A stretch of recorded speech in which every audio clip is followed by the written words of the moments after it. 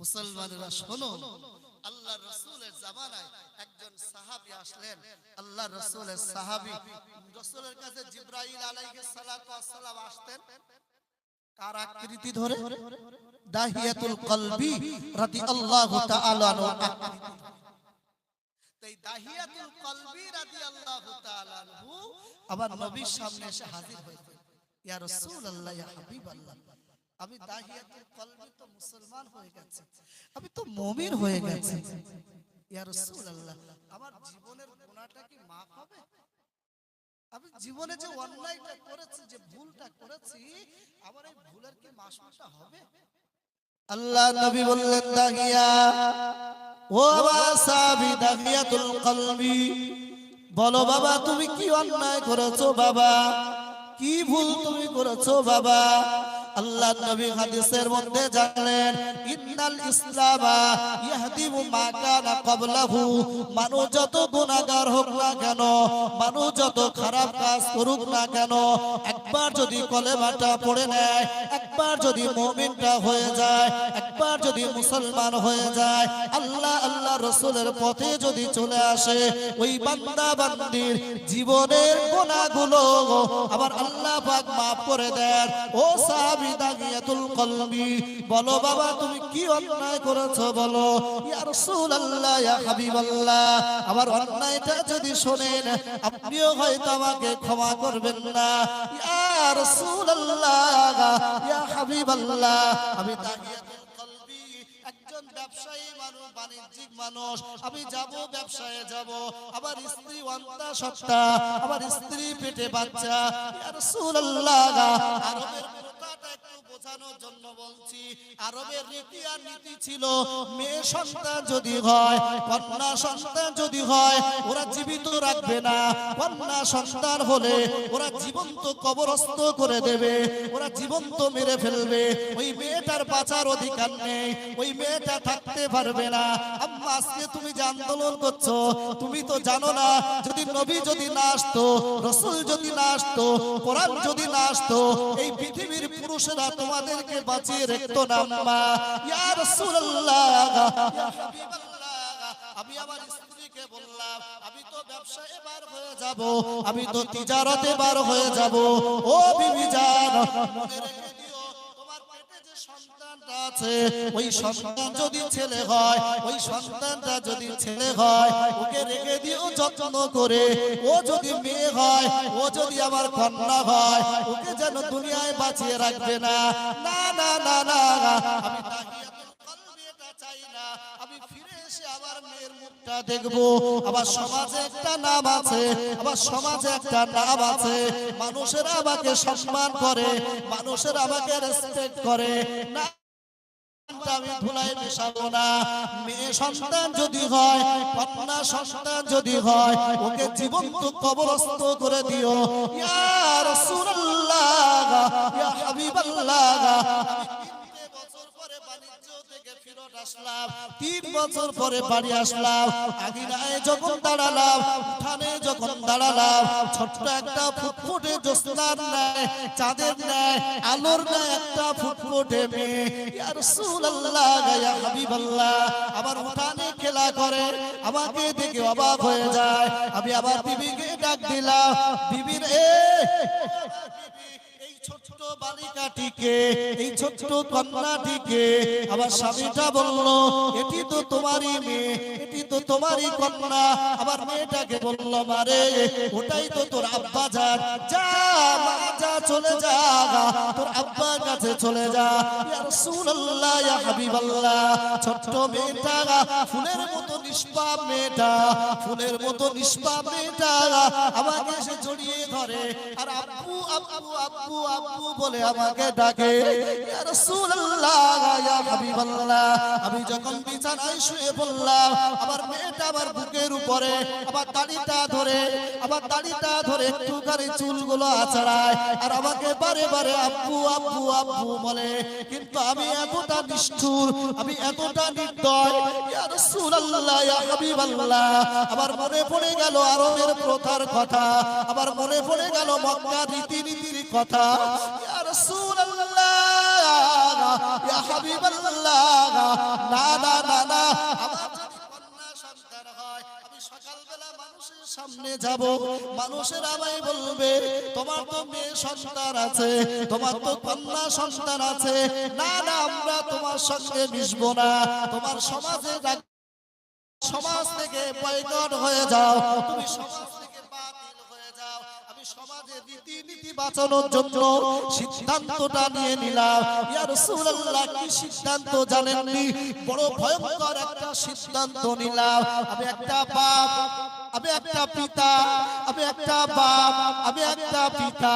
ইয়া রাসূলুল্লাহ, ইয়া হাবিবাল্লাহ, আমার দিলের ভিতরে একটা মায়া আছে, আমার দিলের ভিতরে একটা মমতা আছে, একটা ভালোবাসা, একটা স্নেহ আছে।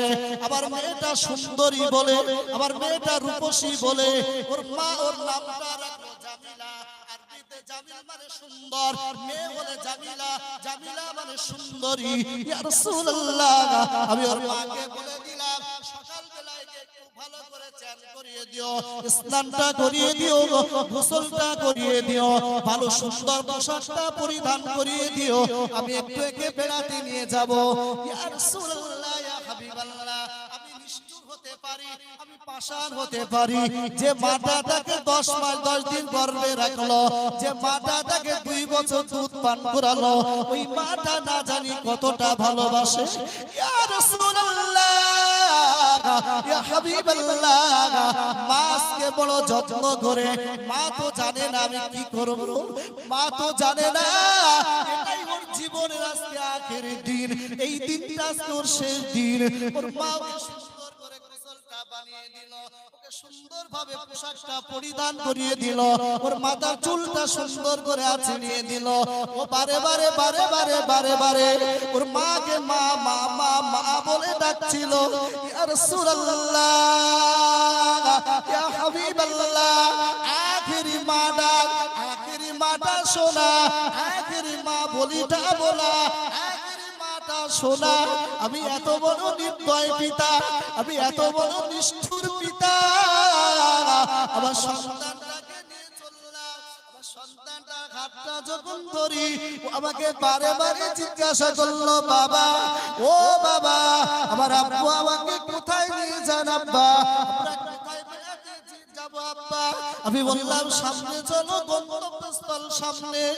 একটু দূরে যখন গেলাম, পথ হলো জঙ্গলের পথ। আমার মেয়েটা বলল, আব্বু এটা তো জঙ্গল দেখি। আমি বললাম ওই জঙ্গলের ভিতরেই তো আমাদের গন্তব্যস্থল। ছোট মেয়েটা লাফাতে লাফাতে খেলতে খেলতে, ও জানে ওটা খেলার জায়গা, ও তো জানে না আমি ওর বাবা, ওকে কি করব, ও জানে না আমি ওর বাবা, ওর সঙ্গে কি আচরণ করতে যাচ্ছি। ইয়া রাসূলুল্লাহ, ইয়া হাবিবাল্লাহ, মেয়েটা যখন আমার সঙ্গে জঙ্গলের ভিতরে ঢুকে গেল, আমি গর্ত করতে শুরু করলাম। কাকড়ার পাথরগুলো ছিটকে ছিটকে আমার দাড়িতে লাগে। আমার এই ছোট্ট সোনার মানিকটা, আমার এই মেয়েটা, কলিজা টুকরি সন্তানটা, ইয়া রাসূলুল্লাহ, আবার দাড়ি থেকে কাকড়ার পাথরগুলো টেনে টেনে বার করে দেয়। আর আমাকে জিজ্ঞাসা করে, আব্বু গর্ত কেন করেন আপনি, কি হবে গর্তের ভিতরে, কি রাখবেন আপনি? আমি বললাম জানি না, আমার একটুখানি দাঁড়া, কাজটা প্রায় শেষ হয়ে গেছে। ইয়া রাসূলুল্লাহ, গর্ত একটা খুললাম, আমার কলিজার টুকরা সন্তানটাকে ওই গর্তের ভিতরে যখন ফেলে দিলাম, ছোট্ট 3 বছরের শিশু, ছোট্ট 3 বছরের শিশু, সবে না কথা বলতে শিখেছে, আমাকে আব্বা আব্বা আব্বা আব্বা আব্বা বলে ডাকে। ইয়া রাসূলুল্লাহ, ইয়া হাবিবাল্লাহ, আমি এত বড় নিষ্ঠুর, আমি এত বড় নির্দয়, আমার সন্তানের দিকে আটা তাকিয়ে ওই পাথরগুলার কাকরগুলো আমার সন্তানের বুকের উপরে চাপাতে থাকি। বারে বারে বারে বারে বারে বারে একটা বারের জন্য তোমার কাছে ভিক্ষাটা চাই, একটা বারের জন্য জানটা ভিক্ষা চাই, আর কখনো তোমায় আব্বা বলে ডাকবো না, আর কখনো বলে, কন্যা হয়ে জন্মেছি বলে আজকে আমাকে তুমি দাফন করছো বাবা। তোমাকে আব্বা বলে ডাকবো না। নগরে নগরে নগরে মানুষের কাছে ভিক চেয়ে খাবো। ও বাবা, একটা বারের জন্য জানটা ফেরত দাও ইয়া রাসূলুল্লাহ, ইয়া হাবিবাল্লাহ। না না না, আমি আমার সন্তানের উপরে ওই ছোট ছোট নুড়িগুলো, পাথরগুলো, কাগরগুলো চাপিয়ে দিলাম, কবরস্থ করে দিলাম। বিছানায় যখন মাথাটা রাখি, দুটো চোখ যখন আমার বন্ধ হয়, শুনতে পাই আব্বা, ও আমার আব্বা। আব্বা আর কখনো তোমায় আব্বা বলে ডাকবো না। ইয়া রাসূলুল্লাহ, ইয়া হাবিবাল্লাহ, আমি যে অন্যায় করেছি, এই অন্যায় কি আমার ক্ষমা হবে? আল্লাহর নবী বললেন, সাহাবী শোনো, ইসলাম নিয়ে আসার আগে তুমি যে গুনাহগুলো করেছো, ইসলামের পরে ওই গুনাহগুলো তোমার মিটে যাবে।